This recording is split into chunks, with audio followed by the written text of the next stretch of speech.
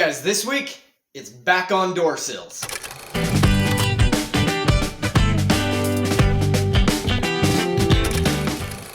Hey guys, welcome back to AMS. This week, we're back on door sills here on the passenger side of the Tallhoe. We've got all that rust damage back there, and we're going to try and wrap up all the repairs for the door sills there so we can really start mounting this body to the Tahoe. If you're new here, I'll throw a link up above for the playlist so you can catch up on the entire build. Also, if you haven't subscribed yet, please go ahead and hit that subscribe button. It really does help me build the channel. I appreciate the support. Anyway, let's get back onto the metalwork on this thing.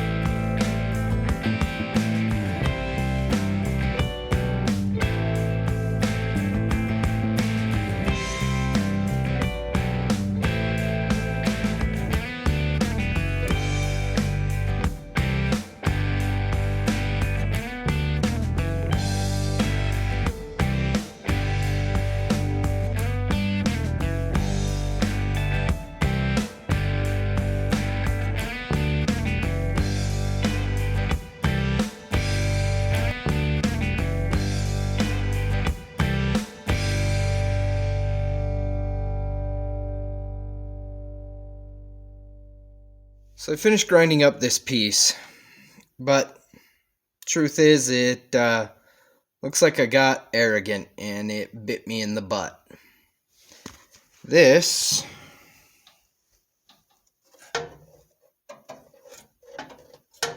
trying to tell if you can really see that. Yeah, doesn't fit at all anymore. I dumped way too much heat into it. You can see up under here the big gap. But I dumped way too much heat into it.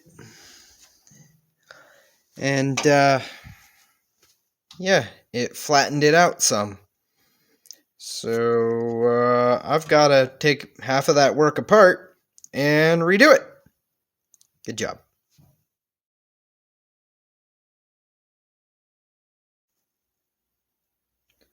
So that's what I get for not checking it when I assembled it. Oh well.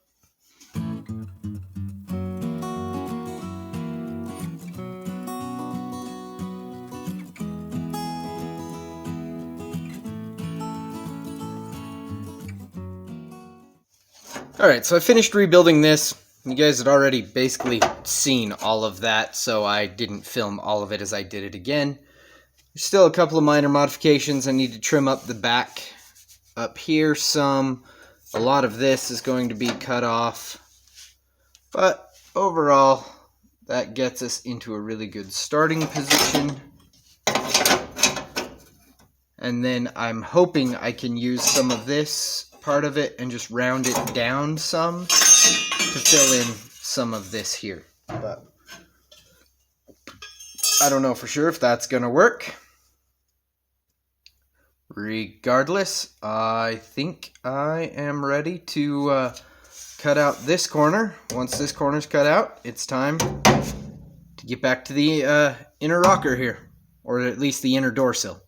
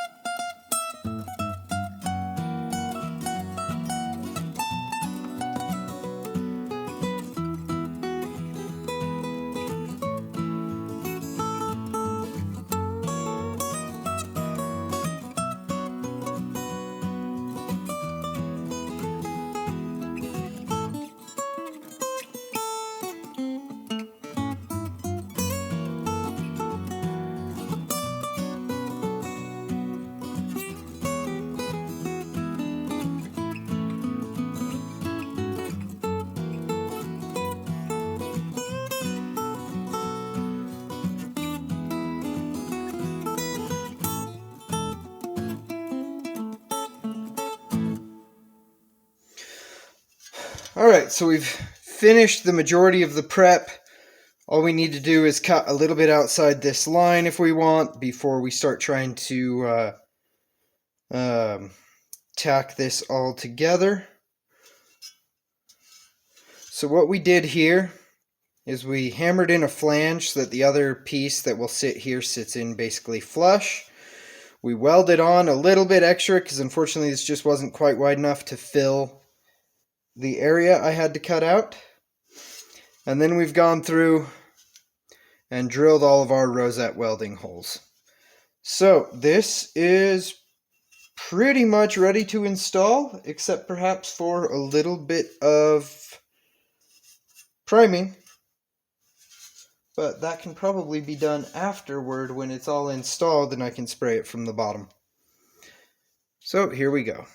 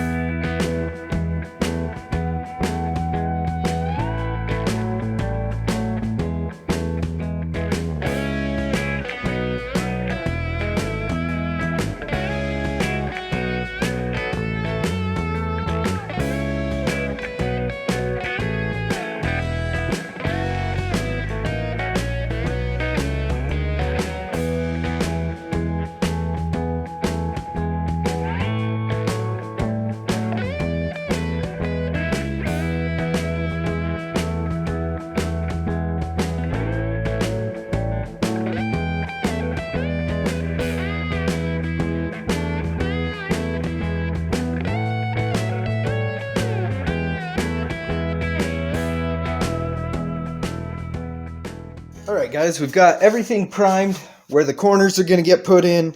I've finished welding this piece I had to remove to get under it back in. I haven't obviously ground it back yet. So it's time to start rebuilding this corner. I've just made a few marks on this.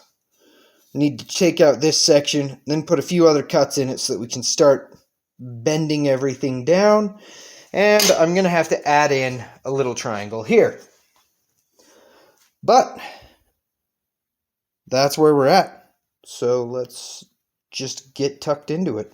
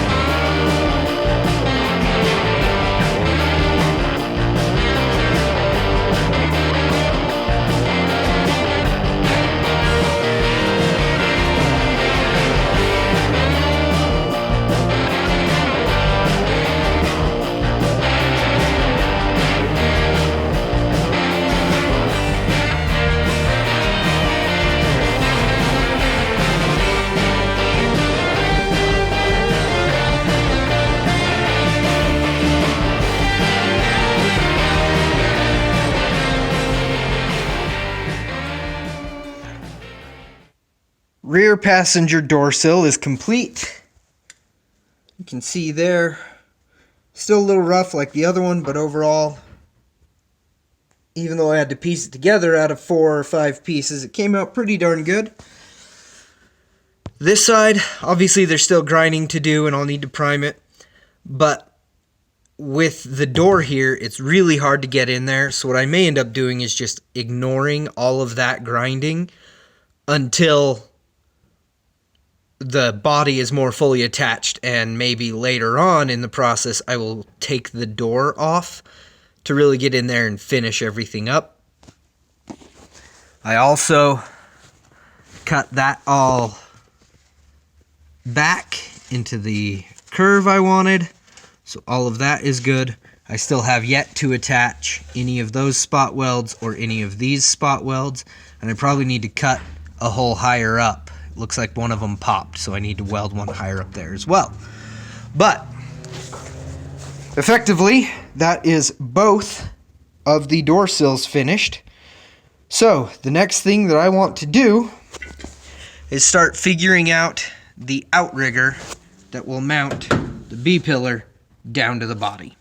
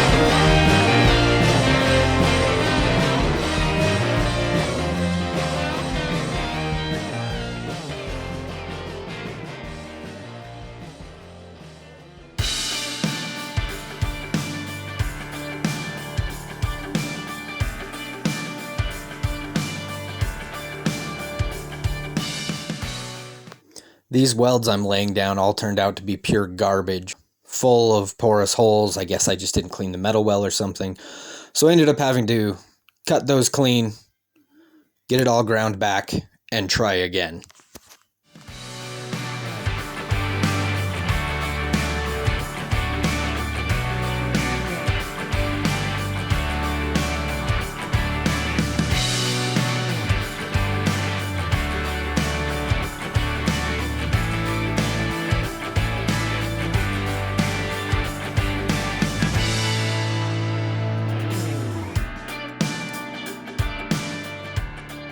So this is actually the third time I've gone through and welded this up, and unfortunately the welds still aren't quite where I want them, so we're going to have to do it again. So what you see here, particularly, that garbage, is the result of having cut this completely back apart and totally cleaned everything the exact same way I've cleaned everything I've welded. So there's nothing special about it that I've been doing whatsoever. The only thing different is that I haven't really used much of this metal itself anywhere in the build. So at this point, I cannot get this stuff to weld. I can't even get it to spot weld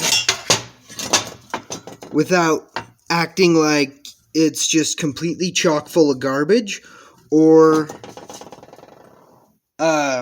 like it's not getting any gas. But without changing any of the real settings on my welder, I can turn to some of the other metal I've been using, and I end up with a good weld. So right now, I'm really frustrated with this. I've spent quite a bit of time on it and gotten absolutely nowhere, really. So, I'm going to have to figure out what metal I do want to use and give this a whole other try, starting from scratch, I think. So that was quite the butt kicking to end the week on here. I was pushing really hard to try and get at least that outrigger built and welded in so that I could really actually claim, look, I've attached them together more, like I've been saying for a couple of weeks now. But that's just not going to work out. I cannot figure out what the deal is with that metal. It's acting like it's just dirty inside the sheet metal. And so I don't know if all my attempts at welding, I've just buried garbage down in the metal now. So it's just trash. So I just need to huck it all out, whatever. But regardless, I'm going to go at that with some different metal, go at it basically the same way, but just with some new metal, see what I can get put together. That's where we're going to start next week. Once we get that new outrigger built and installed, it'll be time to look at the A pillar and C pillar connections. We're going to go ahead and get all of those pillars connected to the floor pan, and then just connect in between them. I think what I'm planning is for the panels that I connect between the rockers and the Tahoe floor pan to just have kick-ups for some spot welds at each pillar. So that's the direction we're going to plan on going. I've been making promises left and right about how far I'm going to get in each video, but right now I have no idea how long building those pillars is going to take. Hopefully rebuilding the B pillar outrigger is going to go pretty quick, and from there we can just jump over and figure out the C and A pillars as far as we can. So once I've got all of those built, we'll get on to the rest of it, and maybe we can wrap up the interior along the doors at least by the end of next week. It's a high hope and a big goal, but we're going to strive for it. Thanks for watching, guys. We'll catch you on the next one.